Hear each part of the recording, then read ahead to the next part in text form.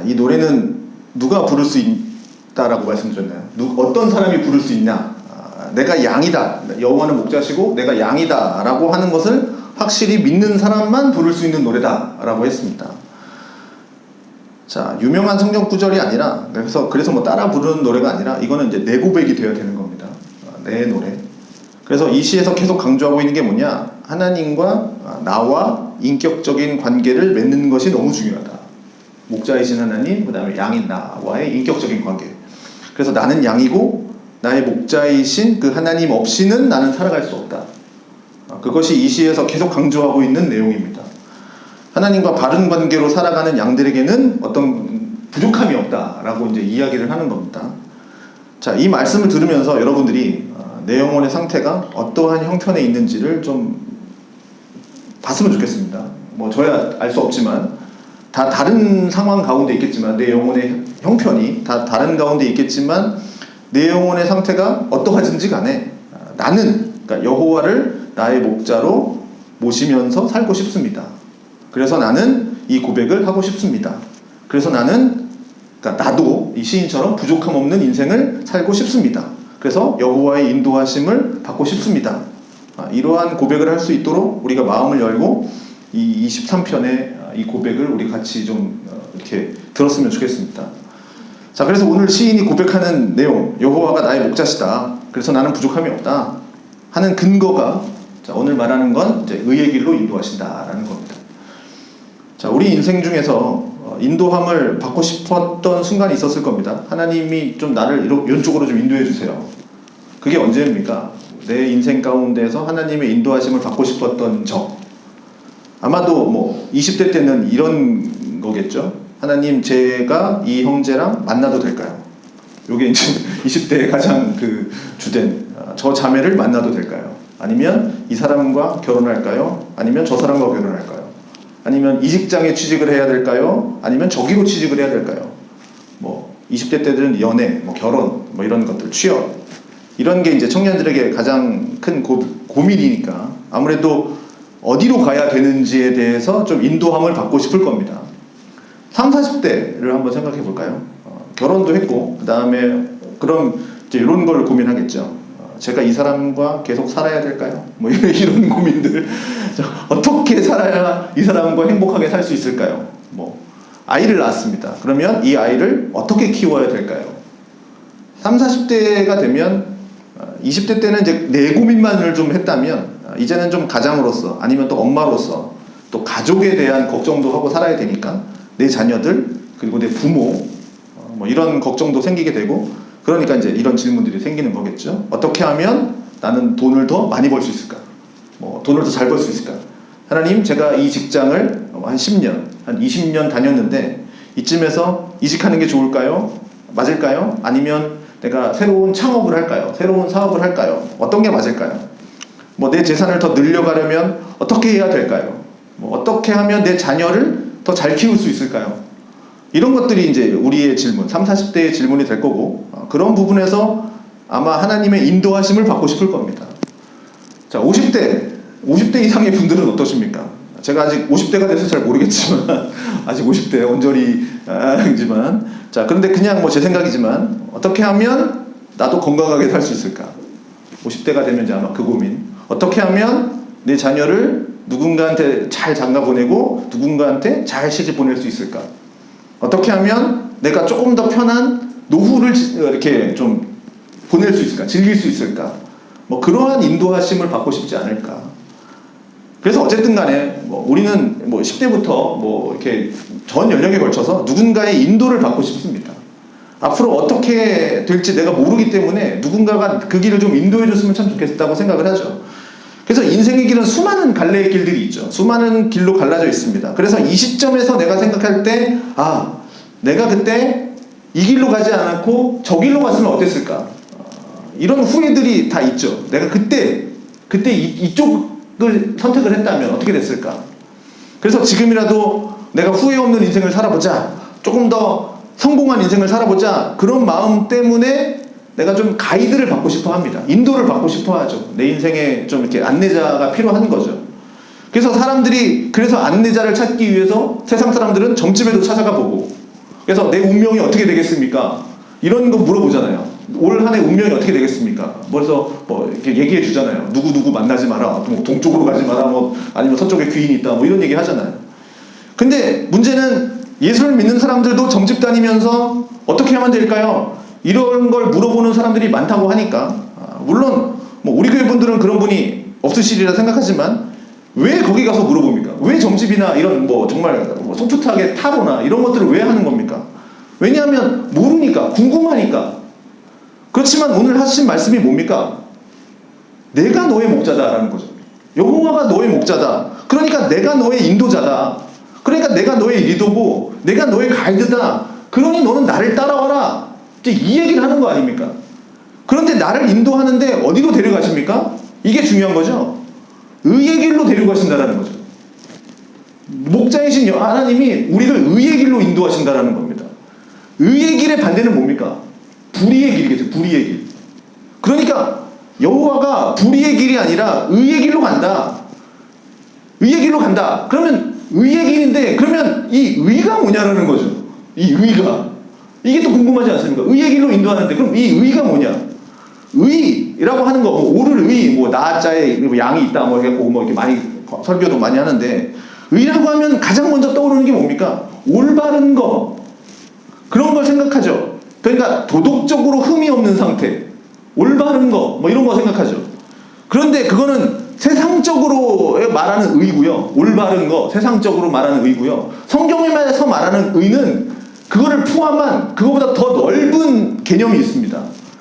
원래 의라는 건 공의 뭐 할 때 할 때 그 의는 하나님의 성품이에요. 그러니까 성품 중에 하나가 의입니다.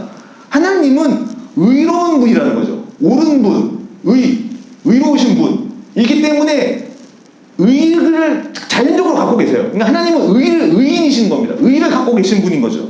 그리고 하나님의 의는 곧 뭐냐? 하나님의 뜻하신 바입니다. 그래서 의를 이렇게 정의할 수 있는데 하나님의 뜻하신 바, 하나님의 뜻하신 거는 옳은 겁니다.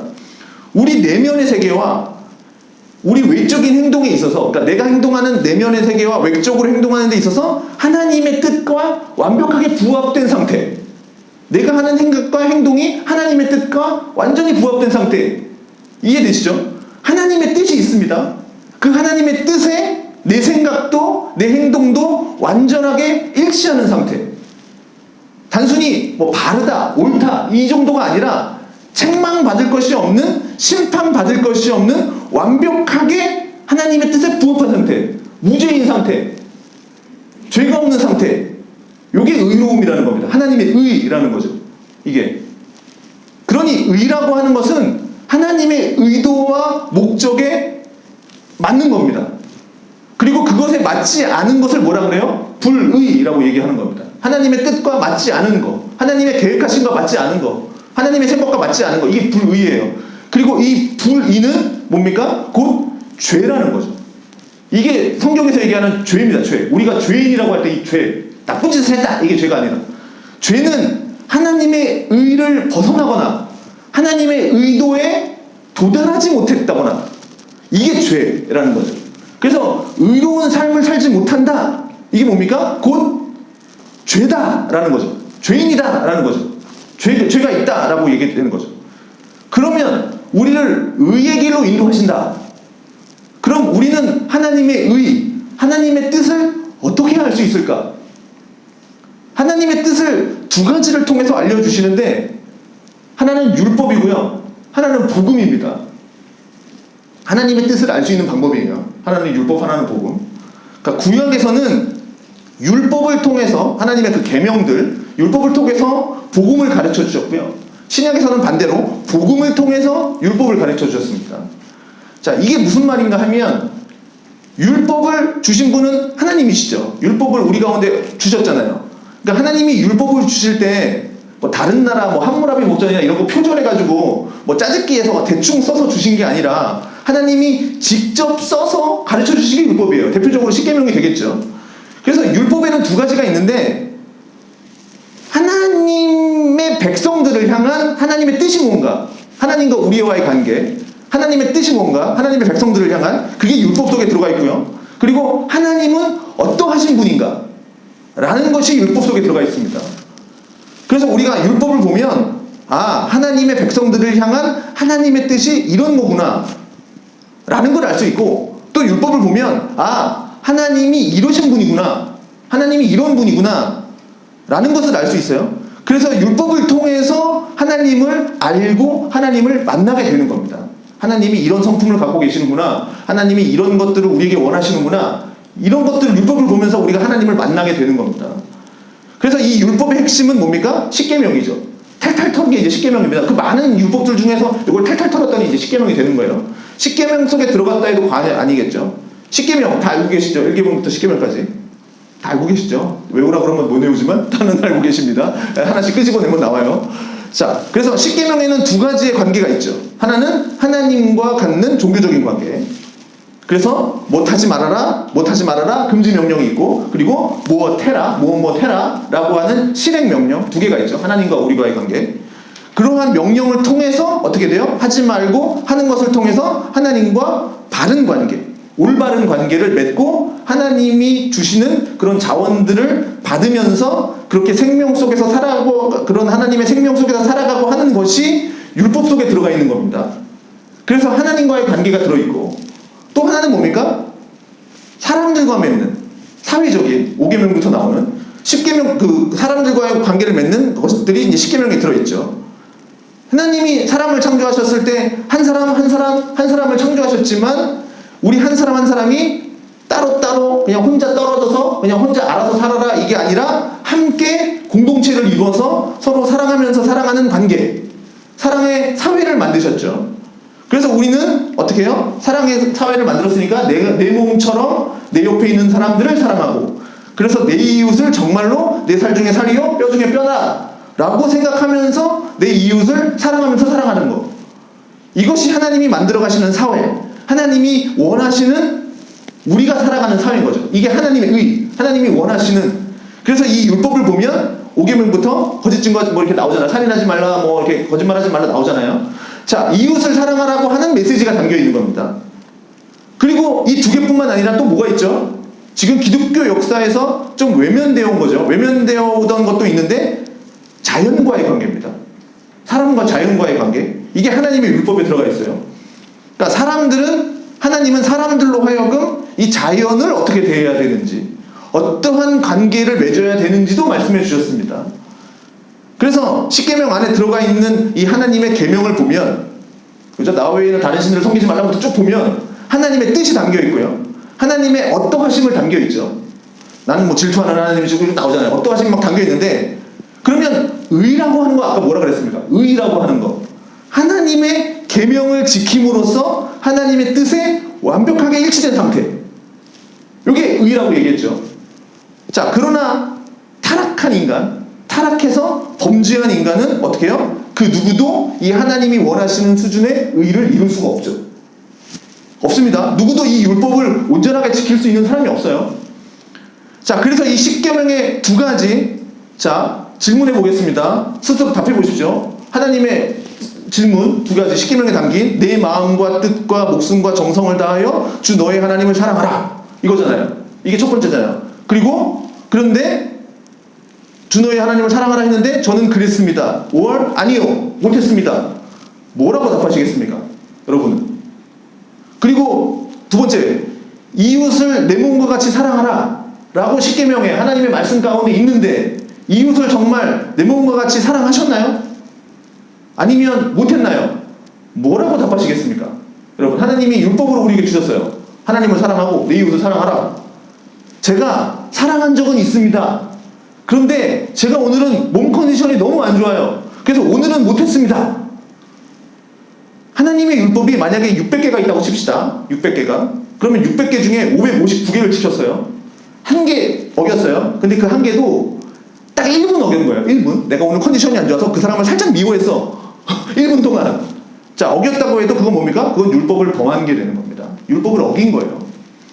그러니 가장 기본적인 이 두 가지 질문, 하나님 사랑하고 이웃 사랑하고, 이 질문에 대해서 우리가 양심에 꺼리낌 없이 전 온전히 하나님 사랑했고요, 온전히 하나님 그 다음에 이웃을 사랑했습니다 라고 말하지 못한다면 우리는 뭡니까? 의로운 상태가 아니다 라는 겁니다. 우리는 뭐예요? 그러면 죄인인 거죠. 죄인.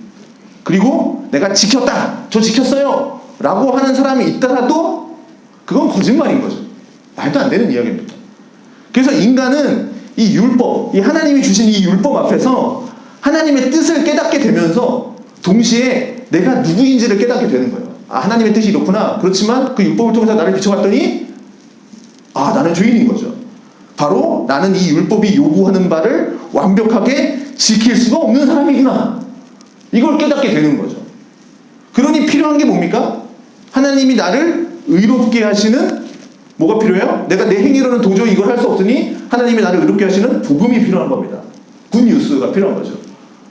그래서 예수 그리스도가 이 허물 많은 죄인인 나를 위해서 죽으셨다. 그 예수를 믿으면 구원받는다. 라고 하는 이 복음, 단순한 이 명제지만 복음, 이를 통해서 우리가 하나님을 믿고 하나님의 자녀가 되었다라는 그 사실을 이 복음을 통해서 깨닫게 되는 거죠. 그래서 이 복음을 깨닫고 나의 죄를 회개를 하고 예수를 믿으면 우리 인생에 어떠한 변화가 생깁니까? 어떤 변화가 생깁니까? 하나님을 사랑하게 되죠. 하나님을. 아, 나를 같은 죄인을 구원하신 그 하나님의 사랑을 깨닫게 되고 하나님을 사랑하게 되고 하나님을 사랑하게 되면 어떻게 됩니까? 어떻게 하고 싶어집니까? 사랑하게 되면 하나님께 순종하고 싶어지죠. 하나님께 순종하고 싶어지니까 그때 이제 뭐가 보이는 겁니까? 율법이 보이는 겁니다. 하나님이 명하신 것들, 하나님의 어떠하심이 보이는 거죠. 하나님께 순종하려면 하나님의 뜻이 무엇인지 알아야 되니까 하나님의 뜻이 담겨있는 율법을 봐야 되는 거죠. 그 율법을 보면서 우리는 순종을 하는 겁니다. 하나님이 이런 거 싫어하셨지, 이런 거 하지 말라고 하셨지, 이런 거 좋아하시지. 율법을 보게 되는 거죠. 그래서 복음을 알기 전에는, 내가 이 예수 그리스도의 복음을 알기 전에는 이 율법은 나로 하여금 무거운 짐을 짊어주는 아주 재미없고 아주 따분하고 아주 정말 싫은 거였지만 이제 내가 복음을 알고 예수를 만난 사람에게 있어서의 율법은 뭡니까? 너무 좋은 겁니다. 이것을 통해서 하나님을 막 경험하게 되니까. 왜요? 하나님의 뜻이 막 여기 담겨 있으니까. 그리고 우리가 살아가는 거, 우리가 어떻게 살아가야 하는지 우리 인생의 규범이 여기 담겨 있으니까. 이 율법대로 사는 거죠. 그렇게 율법과 복음을 통해서 우리는 하나님의 뜻이 무엇인지를 이제 깨닫게 되는 거죠. 자, 그러면 우리가 지난주의 말씀과 한번 연결해 보겠습니다. 지난주에 내 영혼을 소생시키시고 했죠. 이것과 연결해 봅시다. 자, 이제 내가 회개해서 하나님께서 나의 영혼을 다시 살려주셨어요. 다시 소생시켰어요. 다시 회복시켰어요. 다시 돌아오게 하셨어요. 그래서 그동안은 내가 하나님의 성품도 몰랐고 하나님의 뜻에 부합하지 않는 그런 죄들을 일삼으면서 막 살았던 내가 이제 막 내가 그래서 하나님 관계 막 깨졌고 그래서 하나님을 나의 목자로 섬기고 살지도 않았고 그래서 푸른 풀밭 쉴만한 물가로 막 하나님이 나를 인도해 주셨음에도 불구하고 거기서 어떻게 하면 이렇게 하나님의 뜻을 좀 어겨볼까? 어떻게 하면 내 뜻을 거기서 펼쳐볼까? 해서 조그마한 개구멍이라도 있으면 거기에 막 머리 디밀고 어떻게 해서든 막 여기를 좀 하나님의 통제를 좀 벗어나고 싶고 내 뜻대로 막 자유롭게 그렇게 도망치면서 살았던 내가 하나님이 내 영혼을 그렇게 다시 소생시키시니까 내 죽어있던 내 영혼을 막 소생시키시니까 어디로 간다고요? 이제는 의의 길로 간다고요. 자꾸 도망다니는 게 아니라 이제 의의 길로 가는 거예요. 여러분, 은혜를 받으시면 제일 먼저 하고 싶은 게 뭡니까? 여러분, 은혜 받으시면 제일 먼저 하고 싶은 거. 왜 은혜 달라고 구합니까? 왜? 여러분, 은혜 달라고 구하는 이유가 뭡니까? 은혜 받으면 제일 먼저 하고 싶은 게 뭐예요? 뭐 하고 싶어서 그러신 겁니까? 대부분의 사람들이 은혜를 구하는 이유는 뭐냐면 은혜 받으면 나도 좀 편안하게 살고 싶다. 나도 좀 편안하게 살 수 있을 것 같다. 은혜 받는 이유죠. 그 생각 때문에 은혜 받고 싶어 합니다. 대부분의 사람들이.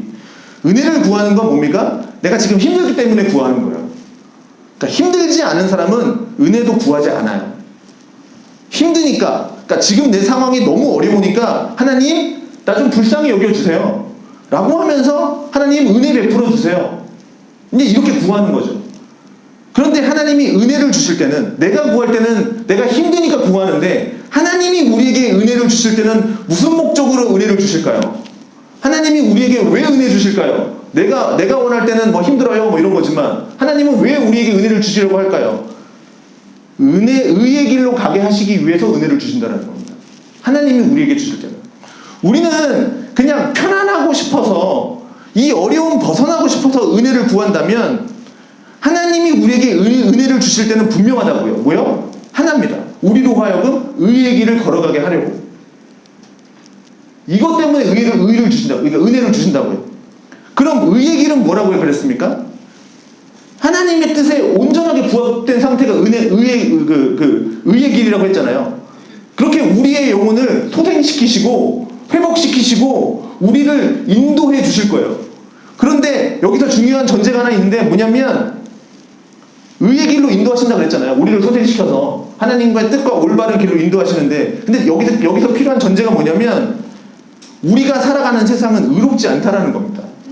그러니까 의의 길로 걸어가게 하시는데 이 세상은 의롭지 않다라는 거예요. 우리는 불의가 가득한 세상 속에서 살아가고 있다고요. 이게 의인들이 가득한 삶에서 그들과 함께 의의 길을 걸어가는 것이 아니라, 의롭지 않은 사람들이 이 세상을 다 정복하고 있으면서 불의가 가득한 세상에서 우리가 그 의의 길을 가야 한다는 겁니다.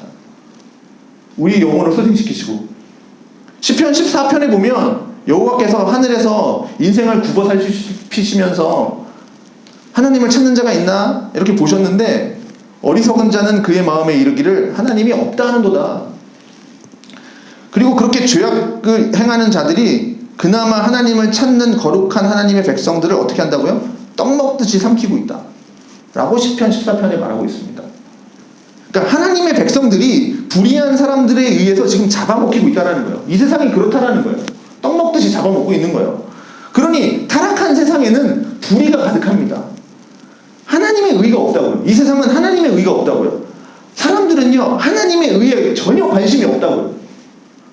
우린 세상의 뉴스를 보면서 깜짝깜짝 놀랄 때가 있죠. 최근에 뉴스를 막 깜짝깜짝 놀라지 않습니까?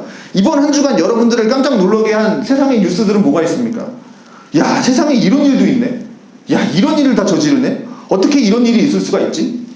그러나 우리가 성경을 알고 그 다음에 인간의 삶에 대해서 좀 안다면 우리는 놀랄 것이 하나도 없다는 거예요. 왜냐하면 그건 너무 당연한 일이 지금 이 세상에서 일어나고 있는 겁니다. 놀라운 일이 아니라는 거예요. 세상 속에서 생각할 수 없는, 막 진짜 우리가 생각할 수 없는 끔찍한 범죄가 일어났다고 쳐요. 일어난다고 해도 그건 너무 당연한 거라고. 세상 속에서 일어나는 일은. 보십시오. 소돔과 고모라, 여러분 아시죠? 소돔과 고모라가 하나님의 심판을 받았을 때 하나님이 롯을 구해주시죠. 롯을 구해주시는데 롯의 두 딸도 같이 구해주십니다. 그런데 이 두 딸이 너무 아까운 거죠. 이 소돔과 고모라 성을 보면서 너무 안타까운 거죠. 불타는 소돔과 고모라라는 성을 보면서 이 두 딸이 뭔 생각합니까? 야, 저 세상의 남자들이 저기서 다 죽어가네. 그 환락의 도시 소돔과 고모라. 이러면 난 누구한테 시집가지? 누구를 통해서 내 자식을 낳지? 나 어떻게 살아야 되지? 이 고민을 하는 겁니다. 이 두 딸이. 그리고 고민하다가 결국 어떻게 합니까? 아버지 술 먹여놓고 돌아가면서 아버지와 동침해서 자녀를 낳죠. 그게 창세기에서 나오는 스토리입니다. 그게 인간이라는 거죠. 자, 오늘날 지금 이 소돔과 고모라의 스토리를 영화로 만든다면 이게 심의를 통과가 되겠습니까? 지금도 상상할 수 없는 일들이 이미 창세기 초반에 다 일어났습니다. 그게 세상 사람들의 삶이에요. 이게 세상의 일입니다. 그러니 우리는 너무 깜짝 놀라고 어떻게 세상에 이런 일이 있을 수가 있지? 아니에요. 악한 일들이 그냥 일어나고 있는 거예요. 이게 세상인 거죠. 그런데 하나님은 왜 이렇게 타락한 세상에 우리와 같은 사람들을 하나님의 백성으로 택하셔서 왜 우리에게 이런 율법을 주셔서 복음을 주셔서 하나님의 뜻을 알려주시고 왜 이 세상을 살아가도록 그렇게 하신 이유가 뭘까요? 이런 세상인데 이유가 뭘까요? 그게 베드로전서에 나오는 거죠. 너희를 어두운 데서 불러내어 그의 기이한 빛에 들어가게 하신 이의 아름다운 덕을 선포하게 하려 합니다. 우리도 한때는 불의한 세상과 한통속이 돼서 똑같이 그 세상 사람들과 불의를 행하면서 그렇게 살아왔던 사람들이었고, 우리도 하나님의 이 옳은 것이 뭔지도 몰랐고 하나님이 살아 계신지조차도 몰랐고 하나님의 뜻대로 사는 것이 뭔지도 몰랐던 우리를 하나님이 택하셔서 불러내셔서 그의 기이한 빛에 들어가게 해주셨다고. 우리도 똑같은 사람이었는데 그 중에 나를 택하셔서, 그러면 그 기이한 빛에 들어가게 하신 이유가 뭐냐? 왜 들어가게 하셨냐? 그분의 아름다움을 선포하게 하기 위함이라는 거죠. 그렇기 때문에 우리에게 은혜를 주셨다고요. 우리는 힘들어요. 도와주세요. 이거지만. 그래서 하나님이 우리를 불러주셔서 우리가 하나님의 뜻에 따라서 의의 길을 가면서 그렇게 살아가게 함으로써 이 세상 불의가 가득해서 이 죄를 일삼고 살아가는 그들에게 우리를 통해서 하나님이 살아계시다. 그래서 회개하고 돌아오지 않으면 하나님의 심판이 있다 라고 하는 것을 가르쳐주기 위해서 우리를 의의 길로 인도하신다라는 거죠. 그것이 의의 길을 걸어가는 거예요. 여러분, 우리가 다니엘서를 쭉 봤지만 다니엘 하면 딱 이미지가 뭡니까? 똑똑한 사람, 뭐 지혜로운 사람, 뭐 공부 잘하는 사람, 뭐 이런 게 떠오르실지 모르겠지만 사실 다니엘은 그런 거를 대표하는 사람이 아니라 정직한 사람을 대표한다는 거예요. 그는 다니엘이 뭐 이렇게 바벨론 그리고 페르시아 왕 다음에 총리로 세워지는데 3대에 걸쳐서 총리가 되지 않습니까? 그는 뭐 바벨론 페르시아 민족 출신도 아니고요. 유다에서 끌려온 포로예요. 포로인 주제에 왕의 다음에 총리로서 권력을 굉장히 오랫동안 누리고 바벨론이라는 나라에서 페르시아라는 나라에서 왕이 바뀌었는데도 왕의 총애를 받고 있으니까 사람들이 다니엘에 대해서 엄청난 시기를 갖겠죠. 그러니 다니엘을 어떻게 해서든 끌어내리려고 저 다니엘을 어떻게 해서든 죽여버리려고 그들이 온갖 모함을 다 하는데 그럼 뭐 해야 됩니까? 모함을 하려면 어떻게 해야 됩니까? 다니엘이 잘못들을 끄집어내야죠. 다니엘의 잘못한 것들을 끄집어내서 그걸 찾아서 이 사람은 이런 걸 잘못했으니 이런 거에 범죄를 했으니 고발해서 이 사람을 총리직에서 내려오게 해야 됩니다. 뭐 정말 잘하면 뭐 죽여야 됩니다. 뭐 이런 거 하겠죠. 그런데 수많은 사람들이 다니엘을 이 행적을 조사하고 다 찾아도 다니엘은 어떠한 허물도 어떠한 벌받을 만한 근거도 찾지 못했다라는 거죠. 다니엘은 법을 어긴 게 없다라는 거죠. 죄를 지은 게 없다라는 거예요. 그렇게 산 거예요. 다니엘은 관직에 있으면서. 그러니 결국은 어떻게 해요? 그렇게 해서도 안 되니까 하나 걸고 넘어지는데 뭐예요? 저거 하나님 앞에 기도하는구나. 이걸 걸고 넘어져서 누구든지 30일 동안 왕의 다른 신에게 기도 못하게 합시다. 이랬더니 다니엘은 그래도 기도하죠. 그 결과는 뭡니까? 사자굴이죠. 그걸 보면 사자굴에는 누가 들어가는 겁니까? 악한 사람이 들어가야 되죠. 그런데 죄 없는 사람이 간 겁니다. 사자굴에는 죄 없는 사람이 갔다고요. 하나님 앞에 정직하게 살고 진실하게 산 사람, 그 사람이 사자굴 갔다고요. 그런 걸 보면 우리는 사자굴에 못 들어가겠죠. 여러분은 우리는 저 포함 뭐 모르겠어요. 저만 놓고 봅시다. 저는 사자굴에 들어갈 깜도 안 되는 거죠. 사자굴 근처에도 못 가는 사람. 우리는 얼마나 허물이 많고 죄가 많은지 몰라요. 자, 고위직 인사 임명한다고 하면 국회에서 인사청문회 하지 않습니까? 그거 보고 있으면 답답하죠. 안 보게 되죠. 어떻게 이쪽 당이든 저쪽 당이든 걸리지 않는 사람이 아무도 없어요. 다 뭔가 하나씩 다 나와요. 질문을 하는 사람이든 질문을 하는 사람은 어떻게 해요? 그 사람의 도덕적인 훈계를 잡기 위해서 집요하게 질문해요. 근데 질문한 사람이 나중에 대상자가 됩니다. 그럼 어떻게 해요? 그 사람도 똑같은 짓을 하고 있다는 거죠. 질문했던 그대로 자기도 하고 있었다는 거죠. 자기도 했으면서 저 사람한테 욕하고 있는 거죠. 어떻게 우리나라 리더들은 다 저런 사람들밖에 없냐? 답답하죠. 근데 그거는 왜 그러냐면 저 사람들만 그렇게 산 게 아니라 모두가 다 그렇게 살고 있기 때문에 그렇다는 거예요. 우리 모두가 그냥 그러고 살고 있는 거예요. 누구 하나 자꾸 물어보면 안 걸리는 게 없는 거예요.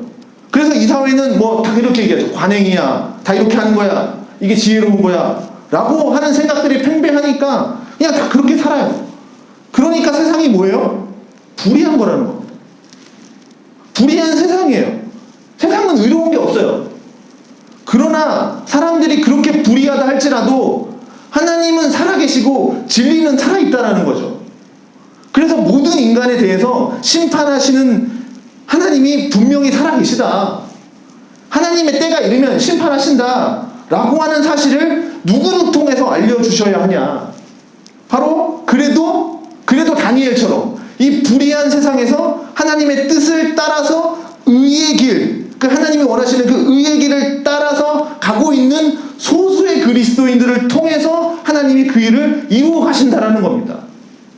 그래서 기독교가 발전할 때가 언제예요? 환난과 핍박 중에 때 발전하지 않습니까? 그래서 아까 14편에 보면 그렇게 불의를 행하는 자들이, 악을 행하는 자들이 하나님의 백성을 어떻게 해요? 떡 먹듯이 먹어치운다고 했는데, 그 다음에 이어지는 구절에서 뭐라고 말씀하냐면, 그러나 거기서 그들은 두려워하고 두려워했다. 두렵다라는 말이 두 번 반복되고 있습니다. 반복은 강조죠. 두려워하고 두려워하였으니 하나님이 의인의 세계에 계심이로다. 그들이 그렇게 예수 믿는 의로운 사람들을 하찮게 여기고 아무것도 아니라고 여기고 조롱거리로 여기고, 그래서 떡 먹듯이 집어삼키고 뜯어먹고 헐벗고 핍박하고 그렇게 하고 있어도 바로 그 자리에서 그들은 두려워 떨고 있다라고. 왜요? 하나님이 그들과 함께 하시다라는 것을 그들은 보고 있다라고. 그들을 핍박하면서 그들을 집어삼키면서도 하나님이 이들과 함께 하는구나 라는 걸 눈으로 보면서 그 일을 하고 있다고요. 그러니 두렵다고요. 우리가 이렇게 사는 사람들이 되어야 되지 않겠습니까? 이렇게 목자이신 여호와의 인도하심을 받으면서 의의 길을 걸어가게 되기를 바랍니다. 그 다음에 볼 거는, 그러면 하나님이 왜 우리의 영혼을 소생시켜서 다시 살려서 회복시켜서 의의 길로 인도하시는 궁극적인 목적이 뭐냐? 우리를 왜 의의 길로 인도하시냐? 오늘 성경에 뭐라고 얘기합니까? 인도하시는 목적이 뭡니까? 자기 이름을 위해서. 그러니까 여기 자기는 하나님이죠. 자기의 이름을 위해서 우리를 인도하시는 겁니다. 우리는 하나님을 볼 수 없죠. 하나님 어디 계십니까? 예수님이 가르쳐 주신 기도에 의하면 어디 있습니까? 하나님은 하늘에 계시죠. 하늘에 계신 우리 아버지요. 하나님은 하늘에 계십니다. 그 말은 이 땅에 있는 피조물과 범접할 수 없는 존재라는 거죠. 초월하신 분, 초월적인 계신 분. 그래서 이 땅의 피조물과 초월에 계신 분이기 때문에 여기 계신 분이 아니죠. 만물 위에 계신 분. 범접할 수 없는 곳에, 그 높은 곳에 하늘에 계신 분인데, 그래서 우리가 이 땅에 살아가면서 아무리 하나님을 높인다고 뭐 찬송을 부르고 기도를 크게 외친다고 해서 우리의 그런 걸로 인해서 그것 때문에 하나님이 지금보다 더 높이 영광을 받으시느냐? 그렇지 않다라는 겁니다. 반대로 우리가 하나님의 이름에 좀 욕도 매기고 뭐 훼손도 하고 하겠다라고 해서 뭐 별의별 짓을 다 저질러서 하나님의 영광을 막 훼손시켜야지 라고 한다고 해서 하나님의 영광이 훼손되느냐? 그렇지 않다라는 거죠. 인간이 여기서 이 땅에서 아무리 뭔 짓을 해도 하나님의 그 영광스러움은 존재 자체이시기 때문에 계속해서 가지고 계신 분이에요. 그런데 하늘에 계신 그 하나님께서 이 땅에 우리에게 계시를 해주시잖아요. 그러니까 자기의 이름을 통해서 자신을 계시해 주셨다고. 초월에 계신 분인데 우리는 알 수 없지만 이름을 하나씩 가르쳐 주시면서 자신을 계시해 주셨는데, 그래서 하나님은 우리에게 엘로힘, 그 다음에 뭐 여호와, 뭐 구원자, 뭐 이런 식의 뭐 엘차다이 이런 식으로 해서 하나님의 이름을 우리에게 알려주셔서 자신을 드러내셨습니다. 여기까지 이해하셨죠? 이렇게 나는 뭐 엘차다이 전능의 하나님이다, 뭐 엘로힘 뭐 하나님이다, 이렇게 나는 하나님이다, 이렇게 너의 하나님이다, 이렇게 얘기해 주시는 거죠. 그래서 저 높이 계신 하나님과 하나님의 이름은 동일한 겁니다. 그래서 하나님의 이름은 하나님 자신을 얘기하는 거예요. 그러니까 제 이름도 저 자신을 나타내는 거지 않습니까? 그래서 하나님께서 자기 이름을 위하여 라고 하는 것은 하나님 자신을 위하여 라고와 똑같은 말입니다. 자기 이름을 위한다는 얘기는 자신을 위한다는 얘기와 똑같은 겁니다. 자, 그래서 여기서 우리가 아무리 하나님 존재 자체를 어떻게 할 수 없지만, 그런데 우리가 여기서 하나님의 이름에 대해서, 이 하나님의 이름에 대해서 어떠한 태도를 갖고 살아가느냐, 이거에 따라서 하나님의 이름은 높아지기도 하고 낮아지기도 한다는 건데, 하나님의 이름이 높아진다는 건 곧 하나님이 높아진다는 거고, 하나님의 이름이 낮아진다는 건 곧 하나님이 낮아진다는 겁니다. 예를 들어볼게요. 좀 되게 어렵게 설명했지만, 자, 여러분이 불가피하게 여러분 여기서 하노이로 누가 이사를 갔다고 생각해 봅시다. 올라가셨다고 해보세요. 직장 때문에 갔다고 생각해 봅시다. 그래서 왔다 갔다 할 수 없죠. 하노이인데 뭐 주일날 왔다 갔다 할 수 없잖아요. 그럼 이제 교회로 옮겨야 되겠죠. 하노이에 있는 한 교회를 여러분이 이제 가신 거예요. 자, 여러분이 신앙생활, 여기서 신앙생활 하는 것처럼 그 교회 가서 이제 신앙생활을 했어요. 그랬더니 거기 있는 교회분이 이제 와서 얘기하는 거죠. 와, 집사님은 어디서 신앙생활을 하셨길래 이렇게 신실하게 신앙생활 하세요? 이렇게 돼야 되겠죠. 이렇게 돼야 됩니다. 어디서 신앙생활 하셨길래 이 모양 이 꼴로 하십니까? 이런 얘기는 듣지 말아야 되겠죠. 자, 그때 저는 호치민에 있는 선한교회를 다녔습니다 라고 말하면 그분 마음에 어떤 생각이 들까요? 선한교회는 호치민에 있지 않습니까? 하노이에 있는 게 아니라. 그런데도 그 교회는 하노이 사람들은 생각하겠죠. 그 교회는 참 좋은 교회구나. 그럼 나중에 하노이 교회에 선한교회에 다니는 사람이 또 한 명 갔다고 생각해 봅시다. 그러면 물어보지 않아도 그 사람에 대한 이미지가 생기겠죠. 이 사람은 좋은 사람이야. 이렇게 생각할까요? 반대의 경우도 있겠죠. 어떻게 이 모양으로 사시죠? 하면 그 교회 이름은 아주 떨어지는 거죠. 도대체 그 교회 목사님은 누구길래 이 성도들을 이렇게 관리하셨나? 이렇게 목양을 하셨나? 하나님의 존재라는 거, 하나님의 존재 자체가 우리 인간들이 가지고 있는 믿음의 여부와 상관없이 그 자체로 찬란하게 빛나는 영광이지만, 이해하셨죠? 이지만 이 땅에 두신 하나님의 이름이, 이 땅에 우리 가운데 두신 하나님의 이름이 우리 하나님의 백성들이 어떻게 살아가느냐에 따라서 하나님의 이름이 높아지기도 하고 하나님의 이름이 낮아지기도 한다는 거예요. 그래서 하나님의 백성들은 하나님의 이름을 매우 소중히 여기게 됩니다. 그러니 주기도문에서도 우리에게 가르쳐 주신 게 뭡니까? 이름이 거룩히 여김을 받으시오며. 이게 너무나도 중요한 기도 제목이라는 거죠. 하나님의 이름이 거룩히 여김을 받는 거. 이게 하나님의 이름을 높여드리는 거니까. 하나님을 높여드리는 거니까. 하나님의 이름을 위해서 의의 길로 인도함을 받는 그리스도인들이 살아가야 하는 삶은 예수님이 말씀하신 대로 뭡니까? 먼저 그 나라와 그의 의를 구하는 삶으로 살아가야 되는 거죠.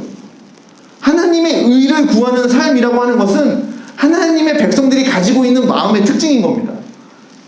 하나님의 의를 구한다라는 것은 하나님께서 창조하신 이 세상에 하나님의 뜻이 그대로 이루어지는 것을 원하는 삶이에요.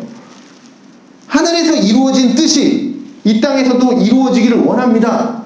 주기도문에 나오는 거잖아요. 계속 반복해서 하고 있는 기도 내용이지 않습니까? 이름이 거룩히 여김을 받으시고 하늘의 뜻이 이루어진 것 같이 땅에서도 이루어지십시오. 그런데 이것이 오늘날 우리가 살아가고 있는 이 시대 정신과 비추어 보면 하나님의 이름을 위해서, 자기 이름을 위해서 매우 생소한 이야기라는 거죠. 이 오늘날의 시대 정신으로 보면. 왜냐하면 사람들이 기대하는 바가 뭐냐면 하나님은 우리를 인도해 주시는 분이시죠. 우리를 인도해 주셔야 하는데 그 목적이 뭐냐면 우리가 원하는 건 내가 세상에서 얼마나 힘들게 살았니? 하나님이 우리에게 말씀하시는 거예요. 너 얼마나 힘들게 살았니? 그러니 내가 너를 위해서 인도해 줄게. 세상에서 정말 가난하고 힘없게 불쌍하게 사는 사람들, 그들을 위해서 내가 인도해 줄게. 너 정말 힘들게 살았구나. 내가 너를 위해서 인도해 줄게. 전쟁이 그치지 않는 이 세상을 위해서 내가 인도해 줄게. 사람들이 원하는 신에 대한 개념은 이런 거라는 거죠. 너를 위해서 내가 해줄게. 이게 세상에서 사는 얘기 아닙니까? 불쌍한 사람들을 위해서 해줄게. 이 세상을 위해서 내가 해줄게. 사람들이 생각하는 신에 대한 개념이에요. 그러나 하나님은 지금 뭐라고 얘기하는 거예요? 자기 자신을 위해서, 자기 이름을 위해서 하겠다라는 거예요. 그러면 우리는 어떻게 생각합니까? 이게 참 이상한 게 우리는 모두가 자기를 위해서 살죠. 자기를 위해, 자기 중심으로 살죠. 그런데 자기 이름 대놓고 나는 내 이름을 위해서 살아요. 나는 내 이름을 위해서 이렇게 살아요. 나만 잘 보이면 돼요. 이런 사람들을 우리가 좋아합니까? 싫어합니까? 나만 잘 되면 돼. 좋아하지 않아요. 그 사람들 보면 뭐라고 얘기합니까? 이기적이라고 얘기하죠. 교만하다고. 어떻게 넌 너만 생각하냐? 그런 관점으로 하나님을 쳐다보면 하나님이 뭐라 그래요? 자기 이름을 위해서 하나님 어떻게 이렇게 속이 좁고 자기만 위하는 이런 이기적인 존재냐? 어쩜 이렇게 세상을 보지도 않고 자기만 쳐다보냐? 정말 속이 좁으신 분이다. 이렇게 생각되는 거죠. 그래서 이 시대 정신으로 보면 하나님 자기 자신의 이름을 위한다? 이건 너무 생소한 말인 거죠. 그런데 지금까지 우리는 무엇을 위해서 살아오셨나요? 그리고 이 세상의 사람들은 무엇을 위해서 살고 있습니까? 다 자기 자신을 위해서 살고 있습니다. 내가 이 사람만 위해서 살고 있다 아니잖아요. 이 사람을 위해서 사는 것도 다 자기 자신을 위해서 하는 거잖아요. 그런데 나는 이기적이라는 말은 듣고 싶지가 않은 거예요. 교만한 사람이라고 손가락질 당하고 싶지도 않아요. 그러다가 왕따 되니까. 그러니 그걸 드러내지는 않지만 그런데 다 그 깊은 뿌리로 내려가다 보면 다 자기 자신을 위해서 살고 있다고요. 심지어 하나님 믿는 것도 다 자기 자신을 위해서 살아간다고요. 그래서 하나님 앞에서 인도함을 받고 싶은 때들이 있다라고 우리가 나누었고, 그 순간에 여러분들이 다 하나님 앞에 기도했을 겁니다. 인도함을 받고 싶을 때, 이럴 때 어떻게 해야 됩니까? 하나님 나 좀 도와주세요 할 때 잘 안 될 때는 어떻게 해요? 금식 기도까지 하면서 그랬을 겁니다. 그런데 생각해 보십시오. 내가 하나님의 뜻을 구하고 내가 인도하심을 구할 때 내가 정말 여기로 가야 됩니까? 아니면 저기로 가야 됩니까? 내가 회사를 옮겨야 됩니까? 아니면 그냥 여기 해야 됩니까? 아니면 이 사업을 해야 됩니까? 말아야 됩니까? 우리 자녀를 어떻게 키워야 되겠습니까? 이런 기도 다 하셨다 그랬죠. 하시잖아요. 하겠습니까? 그거를 물어보면서 그렇게 하나님의 인도하심을 구할 때 하나님이 딱딱 가르쳐 주시면 좋을 것 같지만 하나님이 안 가르쳐 주실 때가 참 많잖아요. 침묵하시는 하나님이잖아요. 그리고 어쩌면 난 지금도 하나님의 뜻이 잘 모르겠다. 그러면서 내가 여기까지 왔다. 모르겠지만 여기까지 왔다. 그러신 분도 계시겠죠. 아마 많겠죠. 우리가 인도하심을 물을 때마다 그 뜻을 바로바로 알고 가기보다 아무리 기도해도 아무리 하나님 앞에 기도해도 하나님이 응답 안 하실 때가 더 많다라고 봅니다. 왜 그럴까요? 왜 하나님이 대답을 안 해주실까요? 나에 대한 관심으로 물어봤기 때문이라고. 내가 인도함을 받고 싶다고요. 그래서 목적은 뭐예요? 나를 위해서 물어본 거잖아요. 나를 위해서. 하나님, 내가 어떻게 하면 잘 살 수 있겠습니까? 내가 어떻게 하면 실패하지 않을 수 있겠습니까? 내가 어떻게 하면 돈 많이 벌 수 있겠습니까? 그런 관점으로 하나님 인도함 받고 싶어요. 도와주세요. 내가 어떻게 하면 성공할 수 있을까요? 내가 어떻게 하면 편하게 살 수 있을까요? 그러려면 이 회사를 가야 될까요? 저 회사를 가야 될까요? 모든 것이 뭐예요? 나를 중심으로 해서 물어봤기 때문에 하나님이 가르쳐 주시지 않는다라고요. 하나님은 어떻게 인도하세요? 자기 이름을 위해서. 자기 이름을 위해서 인도하시는 분이라니까요. 그런데 하나님을 이름을 위해서 인도함을 받으려고 그렇게 물어보지도 않고 내가 좀 손해보지 않고 내가 좀 편하게 살아보려고 그렇게 하려고 하나님의 인도하심을 물어보니까 하나님은 안 가르쳐 주시는 거예요. 그러니 우린 당연히 모르는 거예요. 하나님의 인도하심을. 하나님은 자기의 이름을 위해서 인도하시는 분이기 때문에 하나님 자기의 이름을 위해서 의의 길로 인도하신다, 의의 길로 간다 라고 하는 그 결심을 갖고 있는 사람에게 그 뜻을 보여주신다고요. 아니 아까 그 사람에게 하나님의 뜻을 가르쳐주면 뭐 할 겁니까? 자기를 위해서 산다는데 거기 따라오겠습니까? 의의 길을 가르쳐줘도? 이게 쉬운 길이 아니라고요. 어려운 길이라니까. 아무리 가르쳐주면 뭐 할 겁니까? 안 따라올 건데. 그러니 하나님의 이름을 따라 살겠다라고 하는 그 사람에게 하나님은 인도해 주시는 겁니다. 내가 왜 인도를 못 받고 있느냐? 지금까지 이것 때문이라고. 나를 위해서 살았구나. 나의 이름을 위해서 살았구나. 나의 만족과 나의 편안함을 위해서 내가 손해보지 않기 위해서 살았구나. 하나님 가르쳐주지 않습니다. 계속해서 모르면서 사는 거예요, 그냥. 그리고 속으로 하나님은 왜 나한테 응답하시지 않으시지? 아, 기도해도 소용없네? 이제 이런 얘기 나오는 거죠. 그러다 보면 어떻게 돼요? 결국 불의한 세상 속에서 살다가 그렇게 하나님 심판 받는 겁니다. 그래서 하나님께서 우리를 이 불의한 세상으로 인도하여 가실 때, 그래서 우리가 하나님의 의로움을 드러내면서 살아갈 때 그때 하나님의 이름이 드러나는 겁니다. 하나님의 이름이 드러난다는 것은 뭐냐면, 아까 얘기했죠. 이름이 드러난다는 건 뭡니까? 하나님이 어떠한 분이시다 라고 하는 것이 드러난다는 겁니다.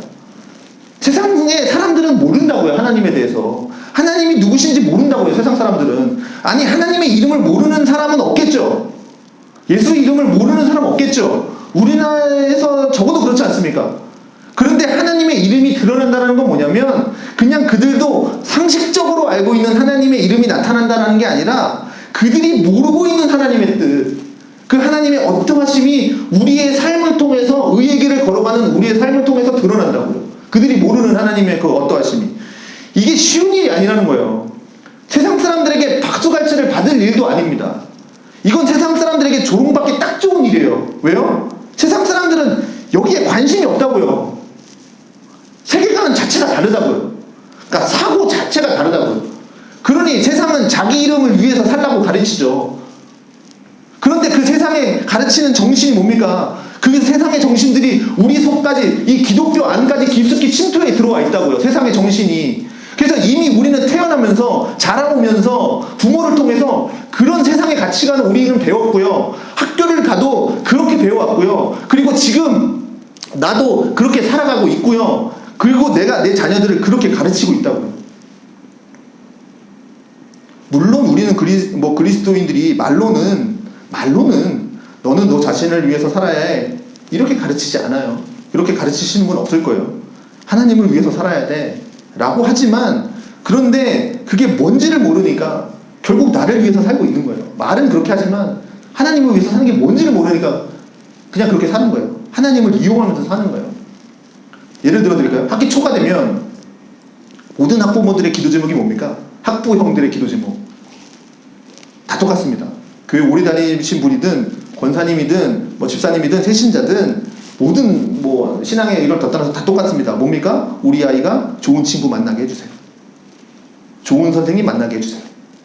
이게 나쁜 게 아니죠. 물론 당연히 기도해야 되지만, 그런데 이런 기도 제목을 되는 분은 전 한 번도 못 봤습니다. 내 아이가 학교에 가서 어려운 아이에게 좋은 친구가 되게 해주십시오. 선생님에게 좋은 학생이 되게 해주십시오.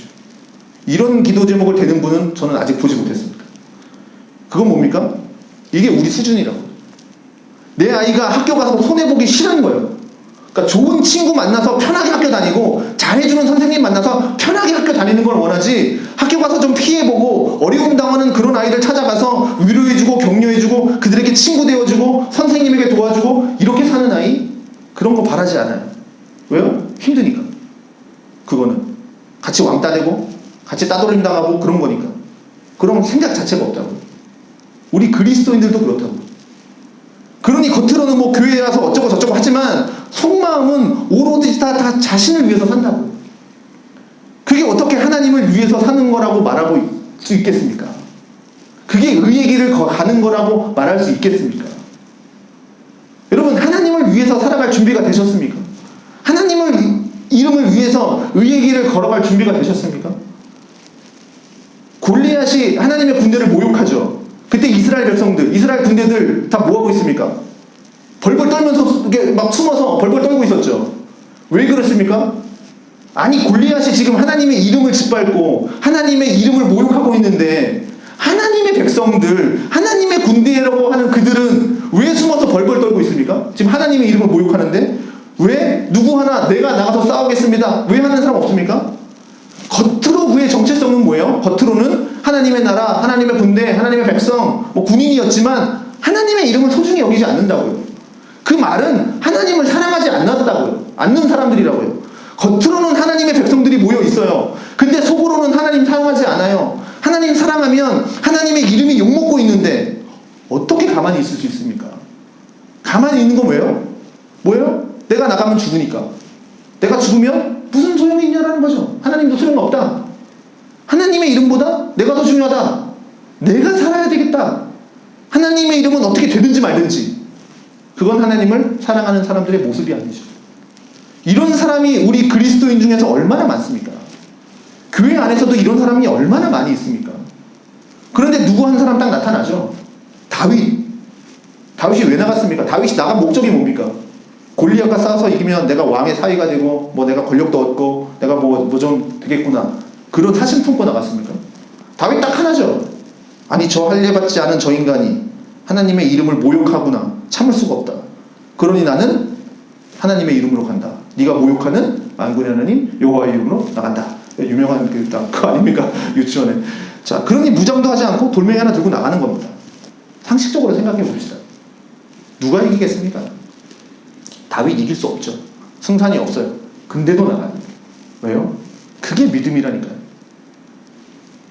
그래서 에스더가 보여줬던 것처럼 죽으면 죽으리다, 그 자세로 나가는 겁니다.